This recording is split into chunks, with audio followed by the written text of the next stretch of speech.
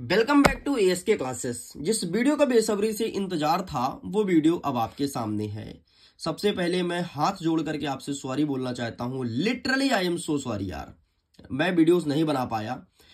इसका रीजन था क्योंकि क्लास 10th के मुझे 4 सेट का सैंपल पेपर अपलोड करना था और आज उनका हिंदी का पेपर है और मैंने उनसे प्रॉमिस किया था कि 75 में से 73 नंबर 72 नंबर यूं ही आएंगे, चुटकी बजाते आएंगे। गारंटी के साथ कहता हूं मेरे चारों वीडियोस को देख लेना।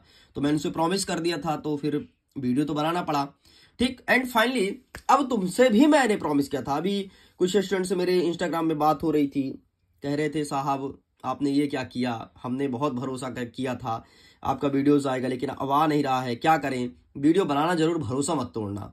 तो फाइनली मैंने वहां पर ज्यादा रिस्पांस नहीं किया, मैं सोचा सीधे वीडियो बना करके ही रिस्पांस देंगे। एंड वो वीडियो आपके सामने है, बढ़िया देखिए। बूस्टर डोज की जो बात चल रही है, बूस्टर डोज आएगा उसकी तैयारी चल रही है लेकिन थोड़ी आने में लेट हो जाएगा। इसका बहुत बड़ा रीजन है, मैं बताऊंगा जब बूस्टर डोज शूट करूंगा तो। इसीलिए अभी सारे क्वेश्चंस को यहाँ पर टिक कर लीजिए, देखते जाइए। जिन क्वेश्चंस को उंगली रख दूं मतलब एग्जाम में आ रहा है, तुमको भी पता है ये चीज और मैं तो पिछले कई साल से पढ़ा रहा हूं तो मुझे तो फुल कॉन्फिडेंस है। खैर हम करते हैं वीडियो को फटाफट शुरू। आज हमारे जीव विज्ञान का पेपर है। सबसे पहले जीव विज्ञान का हम सिलेबस देख लेते हैं। अध्याय 1 से लेकर के और 13 तक आएगा। बड़ा है लेकिन कोई बात नहीं, हम सभी क्वेश्चंस को बता देंगे, ठीक है। एंड हमारे पास एक सैंपल पेपर अगर चाहिए तो वो मैं भेज दूंगा। वीडियो तो नहीं बना पाएंगे, बस भेज देंगे। सबसे पहले याद रखना कि आम का वैज्ञानिक नाम क्या है, तो मैग्नीफेरा इंडिका आम का वैज्ञानिक नाम है, ध्यान रखना, ठीक है। और लिखते कैसे हैं, इटैलिक में रखते हैं, देखो ऐसे थोड़ी टेढ़ा करके लिखते हैं, ठीक है। ये ऐसे नहीं लिखा जाता, कभी ऐसे लिखा जाता है। तो आम का वैज्ञानिक नाम याद रखना, ठीक है। चलो भाई नेक्स्ट क्या कहता है आपके एग्जाम में, क्या आएगा कि ये सब कुछ नहीं पूछेगा, छोड़ दो, ठीक है। व्यष्टि और समष्टि की पहचान से हमें क्या शिक्षा मिलती है, तो व्यष्टि क्या होता है और समष्टि क्या होता है, बस ये चीज आपको पढ़ना है, ठीक। बाकी ऐसे छोड़ दो। Next question. नेक्स्ट आपको वैज्ञानिक नाम याद रखना है। वैज्ञानिक नाम कौन कौन से याद रखेंगे, सबसे पहले आपको प्याज का याद रखना है, मनुष्य का याद रखना है, गेहूं का और आम का। तो प्याज को क्या कहते हैं, यहां पर लिखा है एलियम सेपा।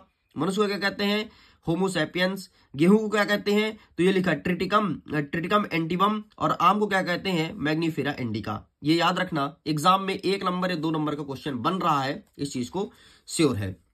नेक्स्ट कहता है द्विपद नामकरण पद्धति से आप क्या समझते हैं, आखिरकार क्या होता है द्विपद नामकरण पद्धति, ठीक है, और क्यों रखा गया है। तो मेढक का भी नाम याद रखना, राणा ट्रिगाना है, ठीक है। 1 नंबर का क्वेश्चन बनेगा, ठीक। ज्यादातर मनुष्य पूछता है और ज्यादातर पूछता है गेहूं, ठीक। लेकिन फिर भी जितना बताया उतना याद रखना, खत्म। चलो जी आगे बढ़ते हैं। नेक्स्ट इसको परिभाषित करने वाला देख लो, बाकी यहां से कोई क्वेश्चन नहीं बन रहा है।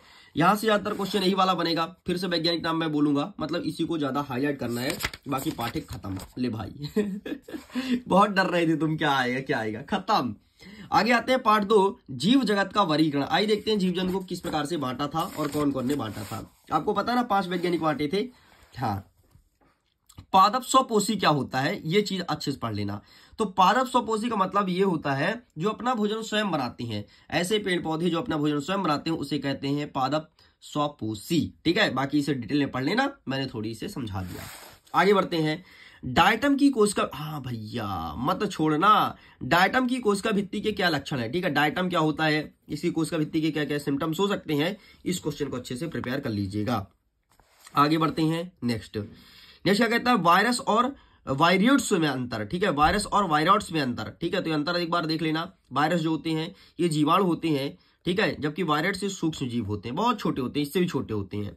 ये डीएनए और आरएनए में पाए जाते हैं। वायरस, वो कोरोना वायरस आया था ना, तुमको याद है ना, एक वायरस है जिसका नाम कोरोना, दुनिया कहती इससे तुम डरो ना, है ना। तो वो कोरोना है, वायरस है, डीएनए और आरएनए में दोनों होता है। और वायरॉट्स क्या होता है, केवल आरएनए में पाया जाता है। आरएनए मतलब राइबोन्यूक्लिक एसिड, फुल फॉर्म याद रखना, पूछ लेता है, पटक के पूछता है। और ये पता है किसे पूछता है, एक वाक्य में पूछता है। चलो, तो इसके द्वारा मनुष्य में एड्स रोग होता है, एड्स तो जानते हो ना। और एड्स रोग जो कि एक संक्रमण रोग है, फैलता है, ठीक है। और ये देखो आलू में क्या क्या लिखा है, ये सब देख लेना, ठीक है, काम खत्म। हाँ, आद्य बैक्टीरिया जरूर क्या है, ये चीज जरूर पढ़ लेना यार, आद्य बैक्टीरिया से प्रश्न आता है, ठीक है। एंड आद्य बैक्टीरिया का नाम देख लेना, यहां से प्रश्न बनेगा, 100% मार्किंग होगी, प्लीज इसे कर लेना, ठीक। खत्म भाई, यहां भी खत्म। नेक्स्ट यहां से कुछ आएगा, जी नहीं, कुछ नहीं आएगा। एक बार जीवाणु का चित्र देख लेना, चित्र कैसे होता है, इसका नामकरण देख लो। ये वाला क्वेश्चन आ सकता है लेकिन ज्यादा नहीं पूछता है कभी। ठीक है, तो एक बार चित्र एक नजर देख लो, बस ऐसे ऐसे बनता है जीवाणु, और ये इसके ऐसे ऐसे बना देना, खत्म। चलो आगे बढ़ते हैं। फफूंद की विशेषताएं पढ़ लेना, फफूंद की विशेषताएं। ठीक है, फफूंद क्या होता है? अरे देखियोगे फफूंद वो सफेद सफेद होता है यार, किसी रोटी वोटी में लग जाता है, रोटी में जो लगता है उसे क्या नाम भी कहते हैं? राइजोपस। हाँ राइजोपस, राइजोपस रोटी में लगता है, रोटी में नहीं देखे सफेद सफेद, राइजोपस है ना। तो ये सब चीजें हैं, पता है मैंने भी, मेरा वैसे तो मैं मैथ्स बैकग्राउंड से था, लेकिन एडिशनल में बायो लिया था, तो वहां से पढ़ता था। ठीक है, और मैं फिर सेल्फ भी तैयारी किया हूँ बायोलॉजी की, है ना। एडिशनल में कहाँ पर स्कूल में पढ़ाते हैं, भगा देते थे, अरे भैया जाओ गणित वाले उधर, है ना। तो फिर मैंने अपने से घर में बैठ के पढ़ा था, इसलिए मुझे बहुत सारी चीज बायो का आइडियाज है और बहुत सारी चीज मुझे पता भी है, जैसे रोटी में राइजोपस होता है। ठीक है, और तुमको आगे बताऊंगा, तुम समझ जाओगे कि हाँ मास्टर तो कुछ कुछ जानता है बायोलॉजी के बारे में, है ना। लेकिन उतनी अच्छी पकड़ भी नहीं है, देखो यार मैं ईमानदारी से बता रहा हूँ, लेकिन हाँ इतना है कि मैं किसी भी बच्चे को पास करा सकता हूँ और बहुत अच्छे नंबर से। ठीक है, लेकिन टॉप नहीं करा सकता, बाइकआउट कहता हूँ, टॉप नहीं करा पाऊंगा बायोलॉजी में, हाँ पास करा दूंगा बस, क्योंकि इतनी पकड़ नहीं है ना यार। जैसे मेरा तुम पॉलिटिकल साइंस उठा लो, ठीक है, मेरा और कोई सब्जेक्ट उठा लो, जैसे तुम उठा लो केमिस्ट्री, हाँ इसमें एकदम तगड़ी पकड़ है ना, मुझे सब कुछ पता है इनके बारे में, तो इसमें मेरी कमांड अच्छी है, क्योंकि मैंने पढ़ा है और फिर मैंने पढ़ा भी रहा है, और इसके बाद मैंने इसको सेल्फ भी पढ़ा है। तुमको पता है जब मैं कुछ नहीं करता ना, तो फिर मैं अपना थोड़ी और तैयारी करते रहता हूँ, ताकि और भी चीजें बच्चों को वीडियोस के दौरान सिखा सकूं। ठीक है, तो ये सब चीजें हैं, खत्म भाई, यहां से बाकी कुछ नहीं आएगा। ठीक है, प्रोटोजोआ के लक्षण, अच्छा ये देख लो, अमीबा और पैरामीशियम एवं अमीबा के चलन अंग का नाम लिखो। ठीक है, तो ये चलन अंग देख लेना, ठीक, ये दोनों का याद रखना। अमीबा को कूटपाद कहलाता है। अच्छा, अमीबा का आकार कैसा होता है? अमीबा कुछ भी आकार का हो जाता है, ठीक है, ऐसे ऐसे कुछ भी बना दो, अमीबा है। ठीक, और ये पैरामीशियम चप्पल के आकार का होता है, पैरामीशियम नाम से स्पष्ट है, पैरामीशियम मतलब चप्पल के आकार के, और इसे पच्छाव कहते हैं। ठीक है, पच्छाव, यहाँ पर क्या चित्र है नहीं दिया इसमें, कोई बात नहीं। मोनेरा जगत के लक्षण कौन कौन से होते हैं? ठीक है, तो ये दोनों लक्षण याद रखना, एग्जाम में मार्किंग होगी। और ये विटकर ने जो बताया था ना, 5 प्रकार की जगत को बांटा था विटकर ने। ठीक है, मोनेरा, प्रोस्टिस्टा, फंजाई और कवक, और एक और उन्होंने कुछ बताया था। ठीक है, तो ये पांच प्रकार के विटकर ने बताया था। अच्छा, पता है तुमको अलग अलग वैज्ञानिक आए थे यार, एक का नाम कोनी करके क्या था, उसने 2 जगत में बांटा था, फिर एक आया बोला नहीं 3 जगत होता है, सबसे पहले 2 ही जगत होता था, पादप जगत और जंतु जगत, फिर विटकर ने आकर के 5 जगत में बांटा है, मतलब कुछ नहीं किया, एक और जोड़ते गए, एक और जोड़ते गए, इस प्रकार से 5 साइंटिस्ट और 5 जगत में बांटे हैं। ठीक है, तो ये 4 जगत का नाम याद रखना है, पर 4 नहीं, विटकर ने 5 बोला था, यहाँ पर प्रिंट मिस्टेक है, लेकिन एक बार एक चेक जरूर करना। ठीक है, 2023 में भी पूछा गया क्वेश्चन, काफी इंपॉर्टेंट है। आगे बढ़ते हैं, अध्याय नंबर 3, पादप जगत। आइए देखते हैं पादप से कौन कौन से क्वेश्चन बन सकते हैं। यहां से कुछ बनेगा? जी नहीं, यहां से कुछ नहीं बनेगा। ठीक है, नेक्स्ट, हाँ देखो यार, जिम्नोस्पर्म और एंजियोस्पर्म दानों में बीज होते हैं, फिर भी उनका वर्गीकरण अलग अलग है, क्यों? इसे अच्छे से कर लेना, जिम्नो और एंजियोस्पर्म आपके एग्जाम में मार्किंग होगी। ब्रायोफाइटा के लक्षण प्लीज प्लीज प्लीज, ठीक है, सवाल के लक्षण प्लीज प्लीज प्लीज, और जिम्नो और एंजियोस्पर्म अच्छे से पढ़ ही लेना। ठीक है, यहां से यही बनेगा ज्यादातर। ठीक है, खत्म, बाकी कुछ नहीं आएगा, छोड़ दो, कोई मतलब नहीं टाइम वेस्ट करने से। हाँ, एक बीजपत्री और 2 बीजपत्री की विभेद अंतर क्या है, इसको मैं बताऊं? एक सेकंड ना, मैं यहाँ पर कोई पेज ले लेता हूं, बहुत अच्छे समझा दूंगा तुमको। एक सेकंड रुकना, यहाँ पर रखा है किसी का बूस्टर डोज, लेकिन इस बूस्टर डोज में जगह नहीं है। एक बीजपत्री क्या होता है, ये क्लास 10th में ही समझ लो थोड़ी सी। देखो, एक बीजपत्री मतलब ऐसा जिसमें केवल एक बीज होता है, एक दाना होता है इतना बड़ा, उसे कहते हैं एक बीजपत्री। पहचान सकते हो, जैसे भुट्टा देखियो मक्का, वो एक बीजपत्री है। अगर हम 2 बीजपत्री की बात करूं तो चना देखे होगे, जब चना तोड़ते हो तो एक चना का फल इधर निकलता है और एक फल इधर निकलता है, ये 2 बीजपत्री है। इस प्रकार से बीज को पहचानो।